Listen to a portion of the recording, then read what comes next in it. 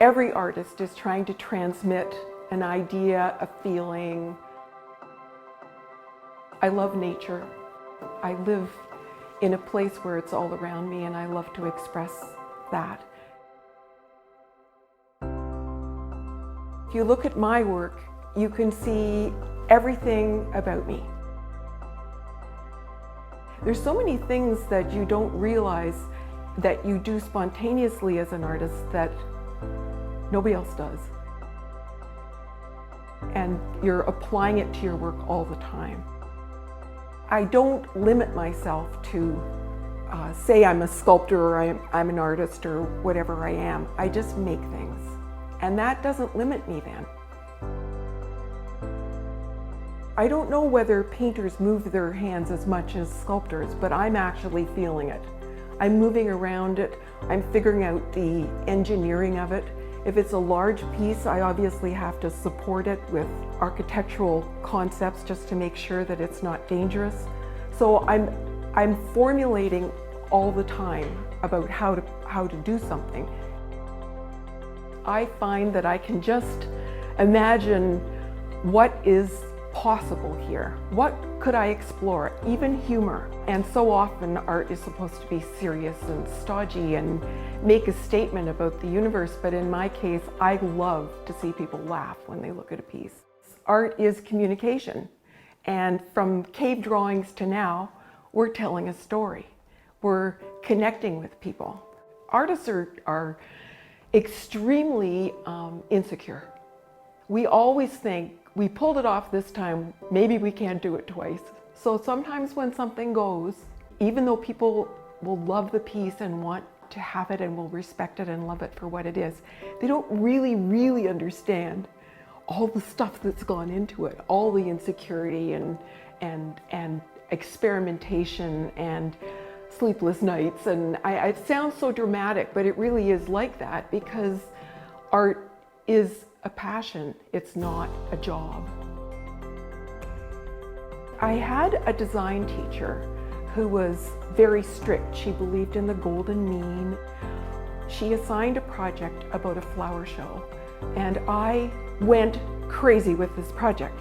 I splashed flowers over the whole thing. It was purple and blue, and it was amazing. I love this thing. I handed it in with great pride. The next day she did a critique and held this up and said, "This is the worst example of this project I have ever seen in my career. I find it appalling, and I have to put it down on my desk so I don't have to look at it again." It was so painful that I left the classroom, and she finally found me in the stairwell crying. She didn't convince me that I was going to be fine. I didn't believe her. But it was a breakthrough, because I suddenly thought, you know something? I didn't conform. I didn't do what she told me to do. I just went crazy and had a ball. And that's okay. I am absolutely convinced that steel is in my blood. I'm very aware of other artists who have a history like that, whether it's a grandparent or even a parent, where they're attracted to a certain medium.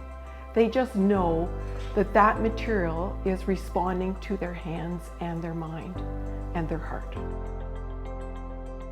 If there is any continuity in my work, it's the material. The pieces that I do that are, in fact, outdoor pieces are intended to rust, and I love the color they achieve eventually. I have found, actually, in the last few years that people don't even mind rust in their living rooms. So some of my indoor pieces, which ordinarily I would have protected and not allowed to rust, are much more effective when they are rusted. It's just an aspect of the material that I have to allow. And that's what steel has taught me, of course, is that it's a strong, powerful material, and it's my job to make it soft, to color it, to have it conform so that it looks like something it isn't. To me, my medium has no limits. I've got this passion for metal that drives me.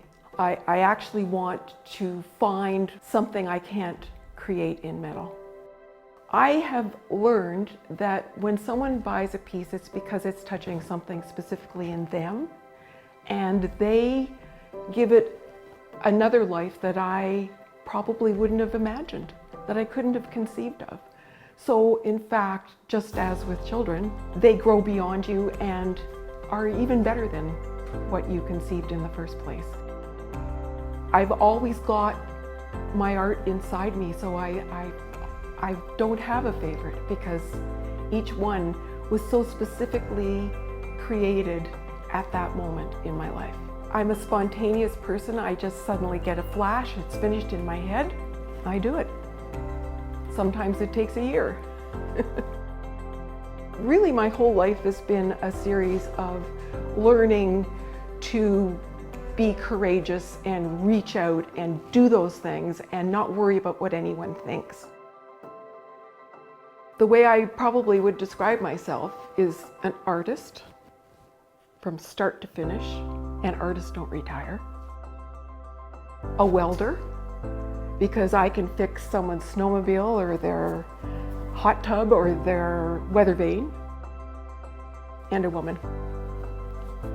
And to me, those three things imply